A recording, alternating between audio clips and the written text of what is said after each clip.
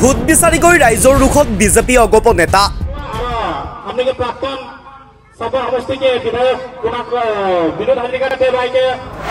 আঠটা বছৰে কি উন্নয়ন কৰিলে বুলি জবাবদিহি কৰিলে ৰাইজে বিজেপি আৰু অগপৰ নেতাক।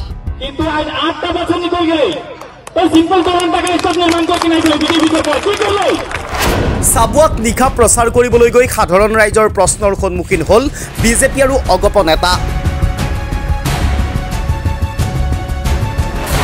নিৰ্বাচনী সভাতে উভতি ধৰিলে দুই দলৰ নেতাক। সমাগত পঞ্চায়ত নিৰ্বাচনক লৈ ইতিমধ্যে তৎপৰ হৈ পৰিছে ৰাজনৈতিক দলসমূহ। প্ৰতিটো দলৰে নিজৰ নিজৰ প্ৰাৰ্থীসকলক জয়ী কৰাই আনিবৰ বাবে ইতিমধ্যে চেষ্টা অব্যাহত ৰাখিছে। এখনৰ পিছত আনখন সভা অনুষ্ঠিত কৰি গৈছে ঠায়ে ঠায়ে।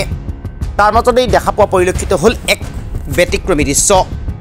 চাবুৱাত নিশা প্ৰচাৰ চলাবলৈ গৈ ৰাইজৰ প্ৰশ্নৰ সন্মুখীন হ'ল বিজেপি আৰু অগপৰ নেতা। পঞ্চায়ত নিৰ্বাচনত আঞ্চলিক পঞ্চায়ত আৰু জিলা পৰিষদৰ সভাপতিৰ হৈ প্ৰচাৰ চলাবলৈ গৈছিল দুই দলৰ নেতা। তাৰপিছতে ৰাইজে মঞ্চত বহি থকাৰ সময়তেই মাইক্ৰফোন হাতত লৈ এফালৰ পৰা প্ৰশ্ন কৰি গ'ল।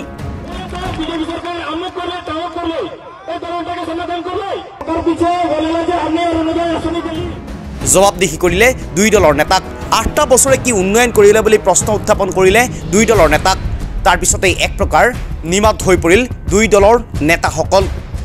নিৰ্বাচনী সভাতেই এনেদৰে ৰাইজে উভতি ধৰিছে, প্ৰশ্ন উত্থাপন কৰিছে উন্নয়নক লৈ।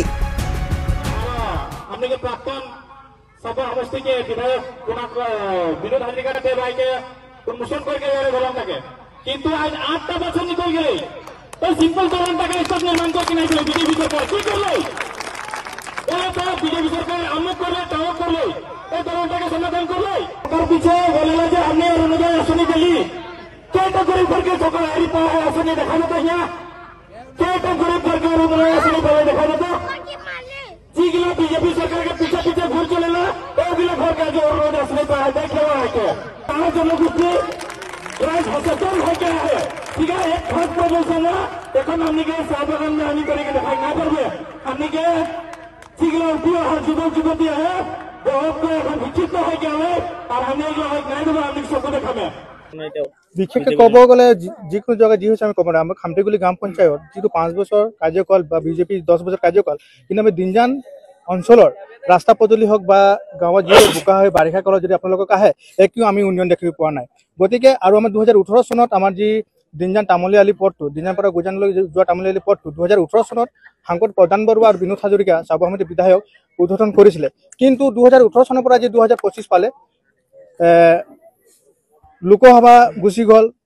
আৰু বিশেষকৈ মই এটা ব্যক্তিৰ নাম ল'ব বিচাৰিছোঁ, যিহেতু আমাৰ প্ৰাক্তন মুখ্যমন্ত্ৰী সৰ্বানন্দ সোণোৱাল ডাঙৰীয়া এতিয়া সাংসদ ডিব্ৰুগড় লোকসভা, কিন্তু আমাৰ দিনজানখন নিচেই কাষত লাগি থকা। কিন্তু আজিলৈকে যে দিনজানখনৰ আমাৰ দলংখন যে আমাৰ ৰাইজৰ মানে অসুবিধা হয়, কিন্তু আজিলৈকে সেই দলংখন চকু নাচালে। আমি আশা ৰাখিছোঁ তেওঁলোকে ব্যৱস্থা কৰি আমাৰ দলংখন দিনজান ৰাইজৰ কাৰণে সুবিধা কৰি দিব লাগে বুলি মই আশা ৰাখিছোঁ। আৰু ইয়াৰ পৰা মই ক'ব বিচাৰিছোঁ, আজি এই আমাৰ দিনজান হুপেল খেলপথাৰত আজি বিজেপি মিটিং পাতিছিলে। আমি তেওঁলোকৰ এটাই কথা ক'ব বিচাৰিছিলোঁ যে আপোনালোকে মিটিং পাতিছে ঠিকে আছে, কিন্তু আমাৰ দলংখন আপোনালোকৰ দলংৰ কাৰণে আজি যিসকল বিজেপি কাৰ্যকৰ্তা আছে তেওঁলোকৰ দলংৰ কাৰণে কোনোবা মাত মাতিছেনে?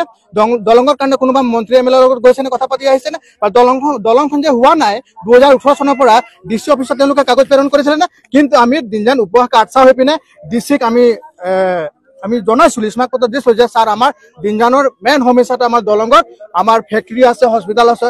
আপোনালোক দেখিও আপোনালোকৰ নিউজ কৰিছে, আপোনালোকে চাব যে যেতিয়া ডিচি কৈছে ডিচি পঠাইছিলে মানুহ, কিন্তু এটা কথা মই জনাই দিব বিচাৰিছোঁ, যেতিয়া দলংখন পানী হয় তেতিয়ালৈকে সিহঁতি বস্তু পেলাই কণ্ট্ৰেক্টৰ খেলি মেলি আছে। কণ্ট্ৰেক্ট পেলাই যেতিয়া পানী হৈ যায় তেতিয়া কয় মোৰ ইয়াত 10 বালি মানে পানীত মানে কি হ'ল বালি চালি চব খতম হৈ যায়। কিন্তু ক'ব বিচাৰিছোঁ এটা ধিক্কাৰ জনাইছোঁ, কিন্তু এটা দলং যদি 2 বছৰ কমপ্লিট হ'ব পাৰে, কিন্তু আমাৰ ইয়াত ইমান 8 বছৰ হৈ গ'ল, 2018 চনৰ পৰা 2025 হৈ গ'ল, কিন্তু এটা দলং সম্পূৰ্ণ হৈ উঠা নহ'ল। এইটো আমিতো চৰকাৰক দুখ দিব লাগিব। তো আমি আশা কৰিব পাৰোঁ